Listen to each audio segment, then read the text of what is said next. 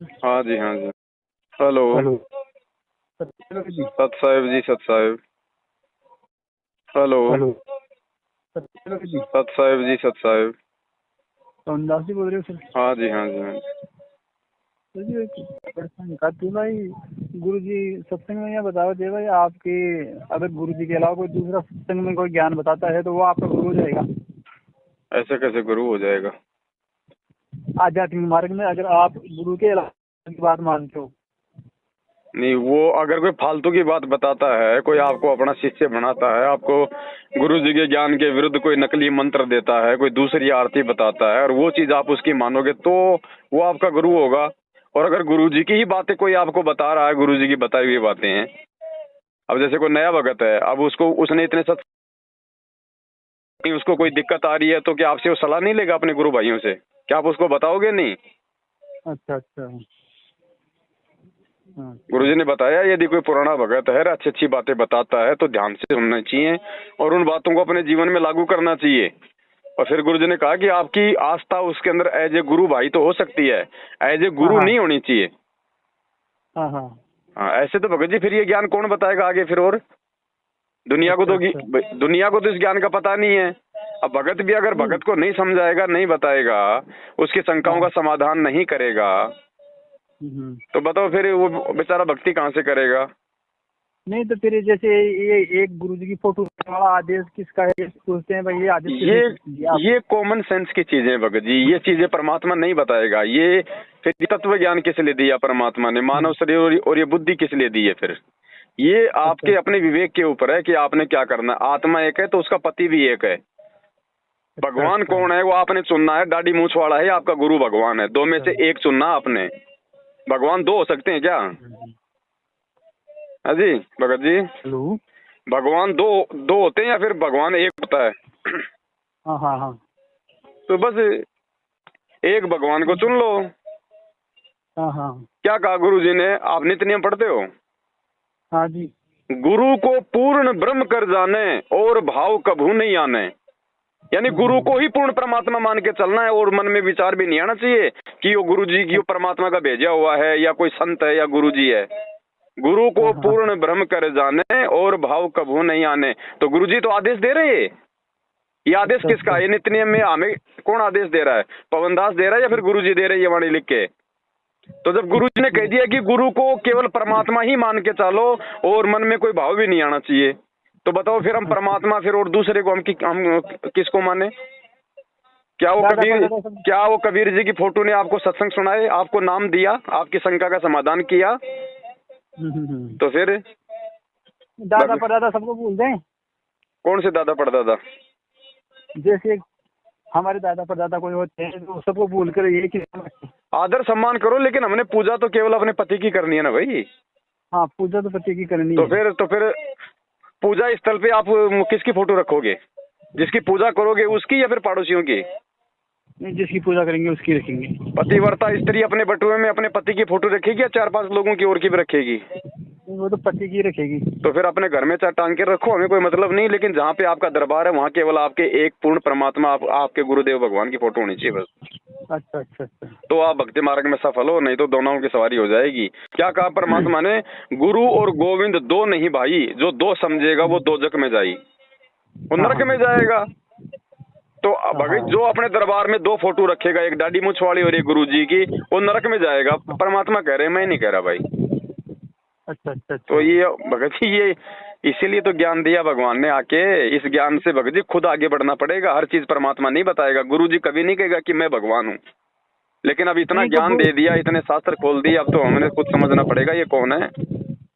ये गुरु जी ने कोई शब्द गाने में कमी थोड़ी छोड़ रखी है, तो फिर उसके बाद में ये चलो चलो रे भक्तो और डूब के मर जाए मंजूर, ये गाने की तो। देखो भगत जी, ये तो आप किसकी महिमा करोगे आप? अच्छा, वो तो मालिक वो की करेंगे सबक मेहमान। वो माली की महिमा करेगा, फिर हम क्या करेंगे भगत जी? है भाई, आप क्या हाँ। करोगे फिर? नहीं हाँ अब। अरे भगवान की महिमा कौन करता है? भगत हाँ, करेगा या कौन करेगा? भगत ही करेगा। तो गुरुजी ने तो अपने गुरुजी की महिमा गाई है। हाँ आप किसकी हाँ। गाओगे? हमारे गुरु जी की। तो फिर वो शब्द गुरुजी ने अपने गुरुजी के लिए गाए हैं। अच्छा अच्छा आपका गुरु कौन है? अच्छा। ये भगत जी थोड़ा कॉमन सेंस का प्रयोग करो बड़े भाई। गुरुजी एक भगत की भूमिका भी तो निभा रहे हैं। हम नीचों को समझा रहे हैं कि भगत के क्या लक्षण होते हैं, क्या गुण होते हैं, भगत को कैसे रहना चाहिए, भगत को कैसा व्यवहार करना चाहिए, अपने गुरुजी के सामने उसको कैसे बोलना चाहिए। तो गुरुजी खुद एक भगत बन के भी तो हमें सिखा रहा है। तो गुरुजी ने वो शब्द अपने गुरुजी के लिए गाए हैं। अब आप किसके लिए गाओगे भाई साहब? हाँ, वो अपने गुरुजी के लिए। तो फिर वो कौन सी बड़ी बात होगी? चलो चलो रे भक्तों, साथ संगत में गुरुजी को भोग लगाएंगे तो गुरुजी को भोग लगाएंगे, क्योंकि हमारा गुरुजी हमारा भगवान है। और जिसके लिए गुरुजी भगवान नहीं है वो मत गाओ। हमको जबरदस्ती थोड़ी करेंगे गाओ। एक वो भी था ना, डूब के मर जाए मंजू। तो उसने तो कर्म ही ऐसे किए, इसलिए भक्तों ने कहा है कि डूब के मन जाए मंजू, बाप तेरा गया जेल के माँ। कि तुम जैसे नालायकों के कुकर्मों के चलते, जिन्होंने भक्तों को गुरुजी का नाम लेके कमांडो बना दिया, कांड करवा दिया, और गुरुजी आज भक्तों की गलतियों के कारण जेल में बैठे हैं, इसलिए कह रहे हैं। वो तो वो सही कह रहे हैं। डूब के मर जाए मंजू, बाप तेरा गया जेल के माँ। कि डूब के मर जाना चाहिए तुम नालायक औलादों को, कि तुम्हारी गलतियों के कारण तुम्हारा बाप आज जेल में बैठा है और तुम बाहर उसी बाप के नाम के आड़ में तुम संगत को लूट रहे हो। तो वो तो गाएंगे और क्या करेंगे जब आंखों के सामने ऐसा हो रहा है। तो हमारे यहाँ मैनेजमेंट वाले आते हैं और समझाते हैं। और वो देखो भगत जी, आपका विषय है, वो आपको क्या समझाते हैं क्या नहीं समझाते हैं। हमने तो देखो जो दिखाई देगा, जो सत्य है, हम तो देखो सतगुरु के शिष्य होने के चलते हम तो भाई वो संगत को बताएंगे। हम तो सच को सत्य, झूठ को झूठ हम कहेंगे भगत जी। अब मैनेजमेंट वाले आते हैं नहीं आते हैं, वो आपको क्या बात करते हैं वो सामना आपने करना भगत जी। भाई उनका तो भगत जी धंधा बंद हो रहा है, वो तो आके आपको रोकेंगे, साथ संगति में मत जाओ, भोग मत लगाओ, वो गुरुद्रोही है, ये है वो है। फिर तो गुरुजी भी देशद्रोही है, फिर गुरुजी की भी भक्ति छोड़ दो। गुरुजी को भी तो सरकार ने देशद्रोही बना रखा है, फिर गुरुजी की भी छोड़ दो भक्ति। अगर हम गुरुद्रोही हैं और हमसे हमारे से बात करने से अगर नामखंड हो जाता है तो गुरुजी भी तो देशद्रोही हैं, फिर गुरुजी की भी भाई जो मतलब भक्ति छोड़ देनी चाहिए फिर तो। लेकिन विचार करो भाई, परमात्मा ने ज्ञान दिया, गुरुद्रोही की क्या पहचान होती है, देशद्रोही की क्या पहचान होती है। अब जैसे ये नादान दुनिया बिना ज्ञान के गुरुजी को देशद्रोही मान बैठी है, ऐसे ये मूर्ख संगत है, बिना सही गलत का निर्णय किए बिना हमारे को गुरुद्रोही मान लिया। दो आदमियों ने कह दिया कि ये गुरुद्रोही। आपने कभी गुरुजी के मुंह से सुना है?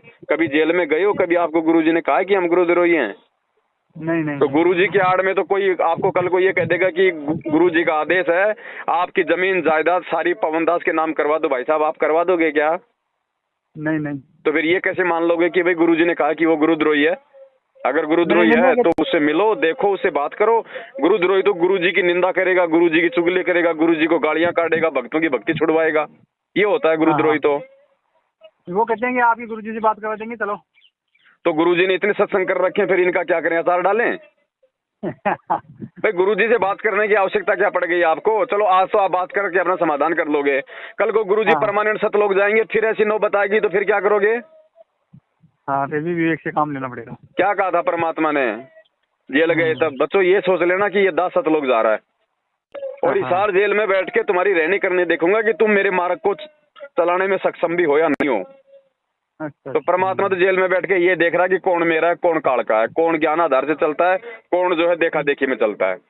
तो 90% संगत तो भगत जी देखा देखी में चल रही है। कोई भी ऐरा गहरा कोऑर्डिनेटर एक पीला पर्चा निकाल देगा, वो तो आप अपने मोबाइल से निकाल लो, आप अपने कंप्यूटर में बना लो, उसमें कौन से पैसे लग रहे हैं भाई साहब?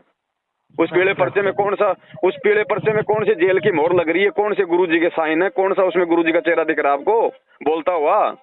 ऐसे तो कोई भी बना देगा। किसी भी ई मित्र वाले के पास चले जाओ, 2 मिनट में आपको पीला पर्चा बना के दे देगा, जो मर्जी उसमें लिख लो। सही है। ऐसे भक्ति चलती है क्या? वो सत्संग किस लिए किए परमात्मा ने फिर 27 साल से? आज उनको काम में लो, तब सक्सेस हो गए। ये परीक्षा चल रही है भगत जी, ऑटोमेटिक लोग फेल हो रहे हैं, और आज उस समर्थ परमात्मा की संगत भेड़ बकरी की तरह मर रही है, भेड़ बकरी की तरह अकाल मौत, लड़ाई झगड़ों में, एक्सीडेंट में, बीमारियों से। नहीं तो सतगुरु रामपाल जी भगवान के भगत को काल हाथ नहीं लगा सकता, गुरुजी ने सत्संग में स्पष्ट बोल रखा है। परमात्मा का वचन फेल नहीं हो सकता। अगर फिर भी वचन टूट रहा है तो भगत मर्यादा में नहीं है। और मर्यादा में क्यों नहीं है? क्योंकि मैनेजमेंट की संगति ही मर्यादा तोड़ना है। क्योंकि ये काल के एजेंट है भगत जी। गुरु जी के सबसे बड़े जो है मतलब दुश्मन है ये लोग।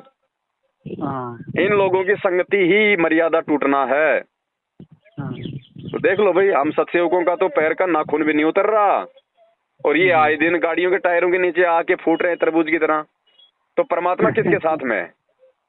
अच्छा ये निर्णय संगत ने करना पड़ेगा भगत जी। हम तो देखो जो सच है उसको सच कहेंगे, झूठ को झूठ कहेंगे। किसी को अच्छा लगे तो ठीक है, किसी को मीठा लगे तो ठीक है, किसी को कड़वा लगे तो ठीक है। ना हम भगत जी, किसी के 3 टाइम भरोसे, ना कोई हमारे भरोसे रहे। 3 टाइम की आरती बैठ के करनी है या चलते फिरते करनी है? भगत जी ये सारे सिस्टम आप सात संगतियों में आओ, या हमने वीडियो बना रखे हैं। पहले ये भगत जी आप ये पत्थरों के आगे आरती करते थे, बैठ के करते थे कि आप ये खड़े होके करते थे? बैठ के खड़े होके। भाई आप पहले बैठ के करते थे ओम जय जगदीश रे, या फिर खड़े होके करते थे? खड़े होके। तो आज तो साक्षात जगदीश है सामने। हाँ हाँ हाँ। आधे घंटे में कोई पैर मतलब लंगड़े हो रहे हैं क्या? कहीं 2 घंटे बस में जाना और सीट नहीं मिले तो कहाँ जाते हो? खड़े होके जाते हो ना। हाँ हाँ हाँ। तो सामने भगवान खड़ा है तो दिक्कत क्या आ रही है आरती खड़े होके करने में? खड़े होके आरती करने का मतलब है गुरु जी को आदर सम्मान देना, सत्कार देना। हाँ हाँ हाँ। दिक्कत क्या आ रही है इसमें भाई? मंत्रियों की रैलियों में जाते थे पहले, ये 2-2 घंटे मुंह फाड़े खड़े रहते थे वहां पे। रात को कोई जागरण, कोई रागनी का प्रोग्राम होता था, रात को वो भद्र डांस करने वाली औरतों को हम देखते रहते थे 2-2 घंटा मल की ऊंची एडी करके। आज ये भगवान की आरती करने में दिक्कत आ रही है घंटे घंटे में। कहाँ से तो लोग जाएंगे भगत जी फिर हम? अरे इस पेट भरने के धंधे के लिए 24 घंटे इधर से उधर भगते रहते हैं। कोई बेचारा गार्ड की नौकरी करता 8 घंटे की, 12 घंटे की, सारा दिन गेट पे खड़ा रहता है। हाँ हाँ। तो भगवान की आरती के लिए आधे घंटा खड़े नहीं हो सकते, और उसको और पेट भरने के लिए 24 घंटे खड़े रहते हैं। भगत जी विचार करना पड़ेगा, विचार। ऐसे भगवान नहीं मिलेगा। परमात्मा के लिए बलिदान देना पड़ता है, परमात्मा के लिए भगत जी त्याग करना पड़ता है, कुर्बानियां देनी पड़ती है। याद करो मीराबाई को, मंसूर को, धन्ना जी को, पीपा जी को, बलक बुखारे के बादशाह को। आज हम क्या कुर्बानी दे देंगे? ये परमात्मा सत्संग में बताया कोई बहन रोटी पोती पोती आरती कर सकती है। वो कर सकते हैं भगत जी जिनको ज्ञान नहीं है, और जब आपको या फिर आपकी कोई मजबूरी हो ऐसी, वो मजबूरी में है। अब आप कहीं ट्रेन में जा रहे हो सफर में, आपकी आरती का समय हो गया तो क्या करोगे? खड़े होके थोड़ी करोगे ट्रेन में, बैठे बैठे करो। अरे जब आप घर पे हो, आप फ्री हो, फिर भी आप लोग बैठे हो। या फिर जैसे कोई बीमार है, कोई मतलब गर्भवती माता बहन है, या कोई शारीरिक रूप से कोई विकलांग है, किसी को लकवा मार गया, तो वो आराम से चाहे लेट के करो, चाहे बैठ के करो, चाहे सो के करो, उसमें कोई दिक्कत नहीं है। लेकिन यदि आप स्वस्थ हो, आप सही हो, उसके बाद भी आप बैठ के आरती कर रहे हो, क्या है? अच्छा अच्छा, ठीक है। विचार करना चाहिए भगत जी। गुरु जी को आरती करने की क्या आवश्यकता है? कोई आवश्यकता नहीं है ना, ये तो भगवान है। फिर भी उन्होंने हमारे लिए वीडियो बनाया आरती का। गुरु जी हाथ में भक्ति बोध लेके आरती कर रहे हैं ना। वो हमें सिखाने के लिए कि नालायकों, जैसे मैं मेरे गुरु के लिए हाथ में भक्ति बोध लेके ये पाठ कर रहा हूँ। अरे नित्य नियम के नीचे नीचे लिखा मूल्य। मूल्य में क्या लिखा है आगे? नित्य नियम पाठ। उसको देखना अगर नहीं देखा तो अभी आपने, उस पे रेट नहीं लिखी हुई कि 5 रुपए 10 रुपए। उस पे लिखा है मूल्य के आगे नित्य नियम पाठ, यानी रोजाना पाठ करने के लिए आपको ये पुस्तक दी जा रही है। यदि आप इसका रोजाना पाठ करोगे तो आप अपने गुरु के द्वारा दी गई इस पुस्तक का मूल्य अदा करोगे, वरना आप अपने गुरु के साथ में धोखा कर रहे हो। तो नित्य नियम पाठ का मतलब क्या होता है? पाठ का मतलब होता है भगत जी उसको पढ़ना। और हम लगा के मोबाइल में गटर में जाके बैठ जाते हैं, तो हम क्या पाठ कर रहे हैं क्या? ऐसे लाभ मिल रहे हैं लोगों को। जितना भगवान की तरफ बढ़ोगे, भगवान भी तो उतना ही आपकी तरफ बढ़ेगा। अच्छा अच्छा। तो भगत जी विचार जो है संगत ने करने पड़ेंगे। हम तो 7 साल से सब चिल्ला रहे हैं, और इसीलिए ये लोग जो है हमारी वीडियो संगत को देखने नहीं देते, क्योंकि संगत जाग जाएगी, संगत सही तरीके से भक्ति करने लग जाएगी। अब सही तरीके से भक्ति करने लग गई, जाग गई, तो हमें फिर ज्योति पाठ दान का पैसा कौन देगा? इसलिए मैनेजमेंट को इस बात का डर है, इसलिए वो कहते हैं कि वो गुरुद्रोही है, उसकी शक्ल देखोगे नाम खंड हो जाएगा। अरे नालायको, हम तो चलो भगत है परमात्मा के। अरे तुम तो रोज सुबह उठते प्रथम मंत्र करते हो, ब्रह्मा विष्णु महेश की फोटो, तो मतलब उससे नाम खंड नहीं होगा? वो काल के बेटे है ना। ब्रह्मा विष्णु महेश दुर्गा, जिनका हम प्रथम मंत्र में जो करते हैं मंत्र, तो तुम तो सुबह उठते उठते तो भाई काल के बेटों के तुम की शक्ल देख रहे हो, तुम तो उनका नाम जाप कर रहे हो, उससे तुम्हारा नामकरण नहीं हो रहा। और पवन दास जो एक भगत है बेचारा, उसकी शक्ल देखते तुम्हारा नामकरण हो जाएगा। तो ये ज्ञान नहीं, ये अज्ञान है। आप लोगों को डराया जा रहा है, और वो डरेंगे जिनको ज्ञान नहीं है, जो मंद बुद्धि है। बाकी जो सतगुरु का शिष्य है, जिसको ज्ञान है, जिसको सत्संग समझ में आ गई ना, वो नहीं डरेगा, वो अपनी भक्ति करेगा भगत जी। एक 2021 का पीला था आपका भी है? आपका भी पीला पर्चा आया था। अरे मेरे तो हजारों निकल लिए, पीले और काले और नीले, मेरे कोई फर्क नहीं पड़ता भगत जी। अच्छा अच्छा। और मेरे नाम का तो हेलीकॉप्टर भी निकाल दें तो क्या फर्क पड़े। और है ही पवन हंस नाम से हेलीकॉप्टर भी है, पवन हंस। अच्छा। निकलो, हमें फर्क नहीं पड़ता इन चीजों से भगत जी। हमें कोई खाने के लिए दे रहा है कि मैनेजमेंट, जो हम मैनेजमेंट की गुलामी करेंगे? मैनेजमेंट की गुलामी वो करेगा या तो जो मूर्ख होगा या जिसका कोई स्वार्थ होगा। हम क्यों, हम अपने बाप की गुलामी करेंगे जिससे हमने नाम लिया है। गुरु जी का भाई हमारा क्या लगता है? कुछ नहीं लगता, 2 कोटि का जीव है। गुरु जी की बेटा बेटी भाई बंधु रिश्तेदार जो भाई हमारे क्या लगते हैं? कुछ नहीं लगते, 2 कोटि के जीव है, आम भक्तों की तरह है। उनको तो महत्व वो देगा जो मूर्ख होगा, जो अज्ञानी होगा। ये परमात्मा है, इस भगवान के पीछे चलने से मोक्ष होगा। इस भगवान के परिवार की पूंछ पकड़ने से मोक्ष नहीं होगा। दरिया के बीच में डुबो देंगे, क्योंकि ये खुद ही डूबे हुए हैं। जो आदमी 7 साल से खुद भगोड़ा बन के घूम रहा है, वो क्या भक्तों का उद्धार कर देगा? सही है। भक्ति करो भगत जी, बकवाद करने से काम नहीं चलेगा। ठीक है भगत जी, ठीक है भगत जी। सच्चाई साहिब जय हो बंदी छोड़ के।